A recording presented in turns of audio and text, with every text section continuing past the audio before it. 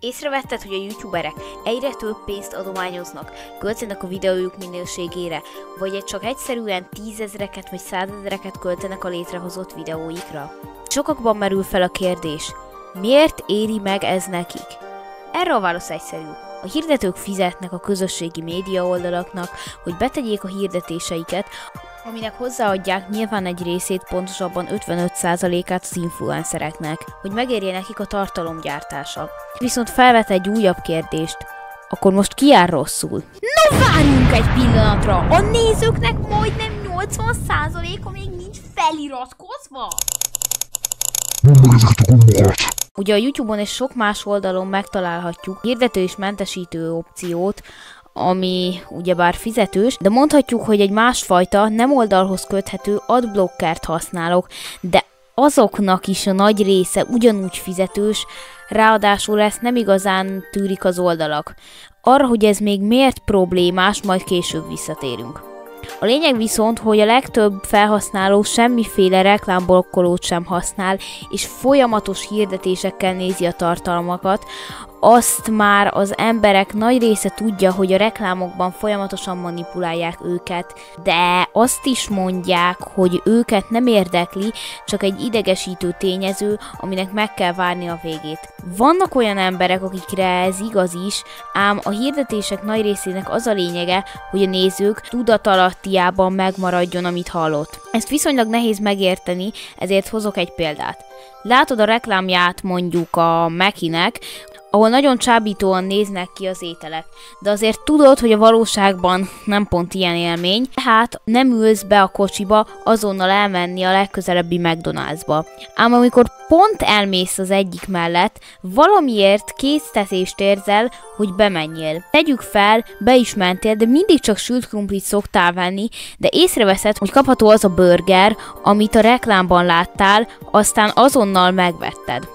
Sok más példát tudtam volna felhozni, de ez, mint a többi is bizonyítja, hogy a hirdetések által azok nagy része is manipulálható, aki magáról ezt nem is gondolná. Elszakadtunk kicsit az eredeti témától, de amit akartam ezzel mondani, hogy a hirdetőknek is valószínűleg megéri hirdetni. A tartalomgyártók rengeteg pénzt, akár dollárok millióit is költenek videókra, amit vagy a platform bevételéből, vagy a szponzorokból tudnak kifizetni. A támogatókhoz annyit tudnék még hozzáfűzni, hogy ugyanolyanok, mint mondjuk a YouTube hirdetések, csak közvetlenül az influencerek keresik a pénzt. Aki aztán rábeszéli a nézőit, hogy töltsék le mondjuk azt a játékot, amit fizetett nekik. Még mielőtt folytatnám a videót, hadd szögezzem le. Senkit se szeretnék hibáztatni. Ilyen tekintetből senki sem nevezhető hibásnak, mert egyszerűen megéri mindenkinek. Leszámítva a tartalomfogyasztókat, de ez maga a videó témája, szóval folytassuk. Ami miatt a nézők még inkább manipulálhatók, az az átlagos nézők fiatalodása. Erre pontos statisztikát nem tudok mutatni, de például egy videós találkozón vagy egy PGT találkozón lehet azért érezni, hogy az átlag életkor jóval a YouTube hivatalos használati életkora alatt van. Most nem vágok be megjegyzéseket, de a kommentek minőségéből nem éppen lehet az idős korosztályra következtetni. De hogy miért is őket győzhetik meg jobban a hirdetések? Nos, valószínűleg a legtöbb nézőm gyermekével, vagy magával a nézővel is, ha ő kiskorú, megtörtént, hogy egy játékért követelőzött, hogy a szülője végül megvette neki azt. Esetleg az zsebpénzét hónapokig vagy akár évekig gyűjtötte rá, aztán amikor megvette, már nem tetszett annyira neki.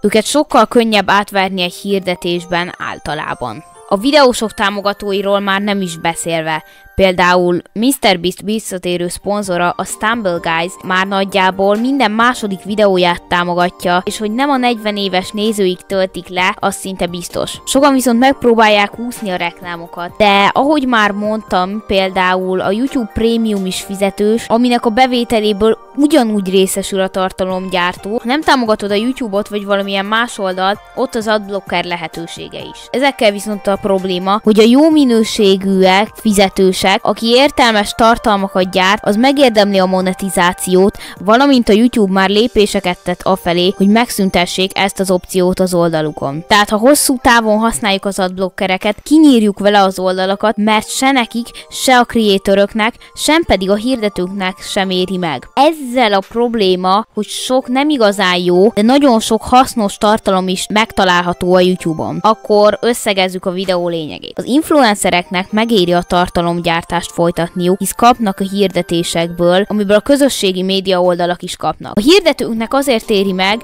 mert téged is próbálnak manipulálni. Arról pedig már ne is beszéljünk, hogy ők gyakran nyereményjátékokat is rendeznek, de véleményem szerint ez hasonlítható a lottóhoz is. Ami még a hátrány, hogy a nézők egyre inkább meggyőzhetők a reklámokkal. Azoknak, akik segítik a csatornám, hatalmas köszönet jár. Így pedig idővel én is kapok bevételt a YouTube-tól és a nézőimmel. Yeah! Ha pedig olyan videót szeretnél nézni, ami az algoritmus szerint tetszik neked, kattints tovább a jobb oldali videóra, de felőlem megnézheted a másikat is.